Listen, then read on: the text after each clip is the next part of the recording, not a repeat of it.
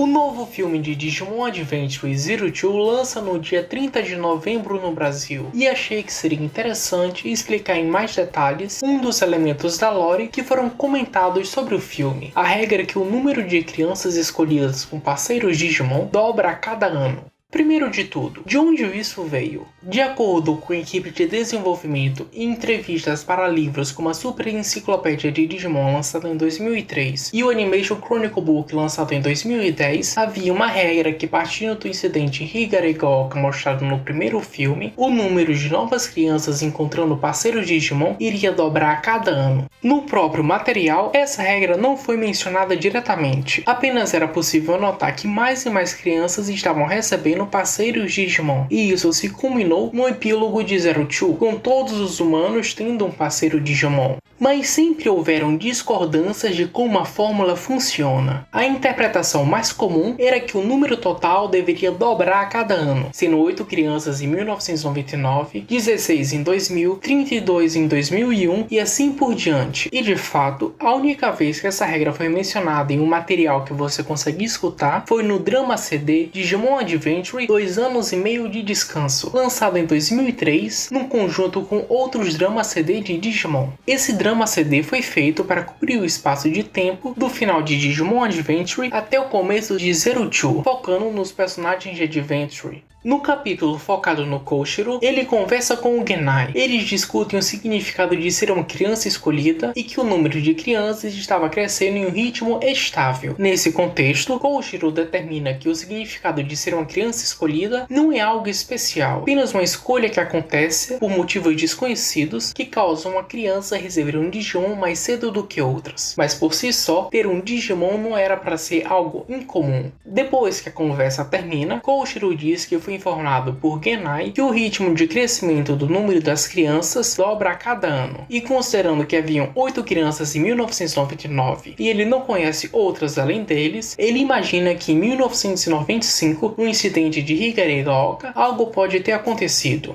Isso parece ser bem direto. Entretanto, Koshiro estava errado. Haviam mais do que 8 crianças em 1999. De acordo com o diretor Hiroyuki Kakudo, na verdade haviam 16 crianças em 1999, com um grupo de 8 crianças, além das que eram foco em Adventure, e dentre elas, as 5 crianças que apareceram no flashback de Adventure e que enfrentaram Apocalypse no passado. Nesse caso, o cálculo iria começar mesmo em 1995, com a primeira criança sendo escolhida. E claro, de acordo com Kakudo, os eventos do flashback com Apocalypse deveriam ter ocorrido em 1998. Isso parece ser simples, mas durante esses anos, houveram várias diferentes explicações de como esse cálculo funciona. O cálculo mais simples é simplesmente uma exponencial de 2, e que cada ano o número de escolhidos dobra começando com 1 em 1995. Entretanto, existe uma outra variação que não é o número absoluto de crianças que dobra, mas na verdade o número de novos escolhidos. Sendo assim, 8 crianças foram escolhidas em 1999, 4 foram escolhidas em 1998, 2 escolhidas em 1997 e 1 escolhida em 1996, sendo que a primeira de todas foi escolhida em 1995. Nesse caso, haveria uma criança em 1995, 2 em 1996, já que mais uma foi escolhida, 4 em 1997 porque mais 2 foram escolhidas, 8 em 1998 porque mais 4 foram escolhidas e 16 em 1999 porque mais 8 foram escolhidas. Esses são os mesmos valores de simplesmente considerar a exponencial de 2. Entretanto, existem algumas pessoas que determinam que a primeira criança foi escolhida em 1996, mas nesse caso, haveriam apenas 15 crianças em 1999 e não 16 como dito em entrevistas. E é aqui onde temos um grande problema. Apesar do conceito ser interessante, o fato de que foi mencionado diretamente apenas uma vez no audiodrama e o Koshiro ainda estava errado, é muito capaz que detalhes sobre essa regra de planejamento foram esquecidos com o tempo, e por isso ela é descrita de formas diferentes em várias entrevistas. De fato, eu mesmo mostrei para o Kakudo no Twitter que ele tinha comentado sobre várias regras em entrevistas e livros, e ele de fato admite que havia esquecido que elas haviam acontecido. Então, temos várias entrevistas que não só são inconsistentes entre si, si, mas até inconsistentes com a própria história que querem explicar. E nisso, chegamos ao filme. A primeira vez que ficamos sabendo que o filme iria lidar com esse conceito foi em uma entrevista da Hiromi Seki para a IGN da Coreia do Sul no dia 1º de dezembro de 2022. Na entrevista, ela comentou que antes de Taichi e Hikari, que eram dois escolhidos, deveria haver um primeiro escolhido, e esse seria o Rui. E já nisso, temos uma grande mudança. O fato dela mencionar Taichi e Hikari imediatamente direciona para o primeiro filme, dando a implicação que os dois foram escolhidos em 1995, e possivelmente Lui teria sido escolhido em 1994. Isso basicamente iria dobrar todos os valores que eu mostrei até agora, o que talvez poderia ser feito para ficar consistente com todas as novas crianças do passado que foram reveladas em obras como Tri, como foi o caso da Meiko e Kizuna com a Menoa, e talvez encaixar com os personagens que não foram pensados para o anime, como o Ryo dos jogos e o Wallace do terceiro filme.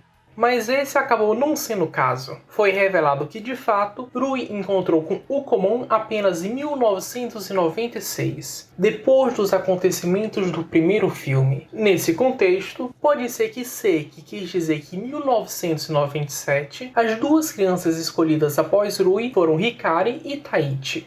Falando nisso, é importante lembrar de algo mencionado por Koshiro no Drama CD. Uma pessoa se encontrar com um Digimon não é algo especial, é natural. Crianças escolhidas são meramente aquelas que recebem Digimons diretamente por causa de um grande poder, por causa de uma missão relacionada a salvar o mundo. Então elas recebem esse Digimon mais cedo do que outras. Sendo assim, mesmo que Rui tenha sido o primeiro a ser escolhido por um grande poder, ainda é possível que houveram interações de humanos e Digimons previamente a ele. Por exemplo, sabemos que o Wallace encontrou Gumimon e Chocobon antes de 1995 nos eventos do primeiro filme. Hikari e Taichi encontraram Koromon nos eventos do primeiro filme em 1995 e no mesmo dia as distorções do mundo digital levaram Chocomon. E de fato, até mesmo Oikawa e o pai de Iori tiveram contato com os Digimons. E segundo Survive, que foi baseada na lore de Adventure, humanos e Digimons estiveram interagindo desde os tempos antigos de diferentes modos. Sendo assim, a relação humano e Digimon que Rui foi o primeiro se refere apenas a receber um Digivice conectando a ele com seu Digimon por causa de um grande poder, não a seu literal primeiro humano a se encontrar com um Digimon. Comentando sobre algo tangencial a esse tema, a aparição de Rui não é um problema com os eventos de Tri. Como eu mostrei previamente, já estava determinado que os eventos do flashback de Adventure ocorreram em 1998. Então, revelar que Rui foi a primeira criança em 1996 não muda isso. Tri realmente mostrou crianças sendo muito mais velhas do que os fãs esperavam no presente. Mas como nunca fomos informados das idades de Himekawa, Daigo e os outros personagens, não temos certeza se houve contradições ou não. Sei que muitos olharam para a timeline apresentada no Digidavi e já pensaram que removeram tudo da história oficial, mas esse não é o caso, tanto que no panfleto que é dado no filme é diretamente mencionada a história dos Digimons Dourados e é conectado com o fato dos escolhidos de 02 terem ido para a América de novo em Kizuna.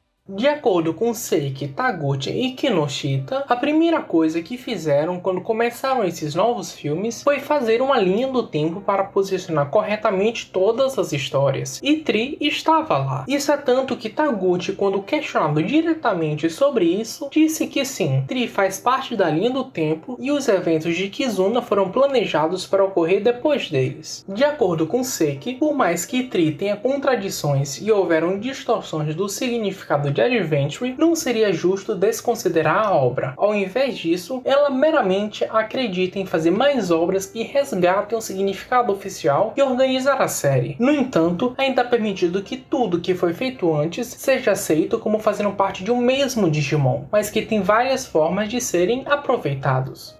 De fato, de acordo com Taguchi, nem mesmo se espera continuar a história de Kizuna. Todos esses plots deixados em aberto, segundo ele, são para os fãs teorizarem e chegarem a uma própria conclusão de como eles terminam até o final de 02. Eles nem mesmo pretendem continuar o plot dos Digimons que sumiram em Kizuna, razão pela qual The Beginning, de acordo com o próprio Taguchi, não deve ser chamado de sequência de Kizuna. O que realmente mudou com o novo filme foi a determinação de Rui como a primeira primeira criança escolhida. Na novelização de Digimon Adventure, é deixado implícito que Hikari havia sido a primeira criança escolhida pela homeostasis, e de fato, isso foi confirmado pelo Kakudo. De acordo com o material, Hikari havia influenciado a evolução de Koromon, usando seu poder da luz, e a homeostasis ficou interessada nesse poder, e após escolher ela, homeostasis passou a estudar os dados das outras crianças, e determinar valores que poderiam ser usados por comparação para influenciar a evolução dos Digimons. A introdução de Irui, no mínimo, atrapalhou essa definição. Se o material da novel ainda é válido, então a homeostasis, ao invés de escolher logo a garota que causou toda a sua pesquisa, decidiu pegar alguém não relacionado ao evento.